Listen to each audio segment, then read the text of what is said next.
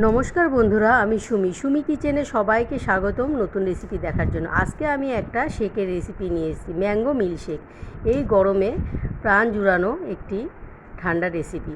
তো চলো তোমরা সবাই দেখে নাও কী করে আমি এই ম্যাঙ্গো মিল্কশেকটা বানিয়েছি। খুব ইজি এবং খুব টেস্টি হেলদি একটি রেসিপি। তো ফার্স্টে আমি এখানে 500 গ্রাম আম নিয়ে নিয়েছি। এখন হিমসাগর আম নেই কিংবা অন্য আমও নেই, প্রায় শেষের দিকে। তো এখানে আমি চোষা বলে একটা আম, সেটা 500 গ্রাম নিয়ে নিয়েছি। আর আমগুলোকে সুন্দর করে ছিলে সাইজ করে টুকরো টুকরো করে কেটে নিয়েছি। তো এখানে সম্পূর্ণ আমটাই আমি কেটে প্লেটে নিয়ে নিয়েছি। আর দেখো সঙ্গে কী লাগছে। সঙ্গে লাগছে এখানে পেস্তা। আমি এখানে পেস্তা নিয়েছি, পেস্তা বাদাম, আর নিয়েছি 3টে এলাচ আর কিছুটা কেশর, একদম অরিজিনাল কেশর এটা। আর সঙ্গে লাগছে সামান্য বরফের কিউব। তো সম্পূর্ণ এটা নেওয়া হয়ে গেছে, তোমাদেরকে দেখিয়ে দিলাম কি কি লাগছে। তো এবার নিয়ে নিয়েছি এখানে 10 থেকে 12টা বরফের কিউব। বরফের কিউবগুলো দিলে আরও টেস্টিটা আর ঠান্ডাটা আরও বেশি হবে, আর খেতেও কিন্তু হবে সুন্দর আর সুস্বাদু। তো এখানে আমি দুধটাকে ফুটিয়ে ঠান্ডা করে নিয়ে নিয়েছিলাম, এটাকে আমি সাইডে রেখে দিলাম। তো এখানে একটা মিক্সচার জার নিয়ে নিয়েছি, ওখানে আমি সম্পূর্ণ আমটা আমি দিয়ে দিলাম। আমটা দিয়ে ওপর দিয়ে একে একে সব কিছু দিয়ে দেব।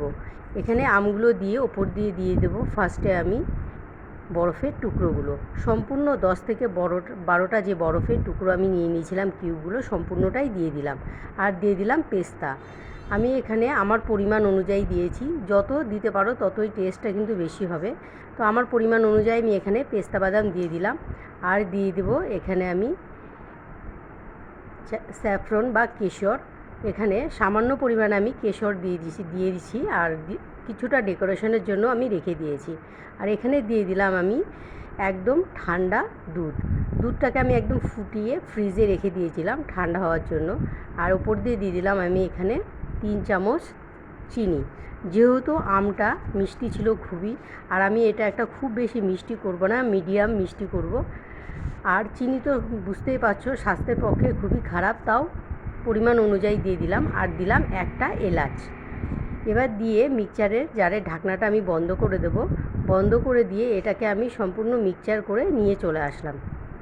তো দেখো কী সুন্দর একটা স্মুদি, একদম ঘন একটা পেস্ট তৈরি হয়ে গেছে। এবার আমি এটাকে ঠান্ডা ঠান্ডা একটা গ্লাসে পরিবেশন করব। তো এখানে আমি 2টো গ্লাস নিয়ে নিয়েছি, আর এখানে 5 থেকে 7টা বরফের কিউব দিয়ে দিলাম। 2টো গ্লাসে সমান পরিমাণে বরফের কিউব দিয়ে দিলাম। দিয়ে এবার আমি ম্যাঙ্গো শেকটা ঢেলে দেব উপরে। তো এবার পরিমাণ মতন 2 গ্লাসে সমানভাবে আমি এখানে ম্যাঙ্গো মিল্কশেকটা ঢেলে দিলাম।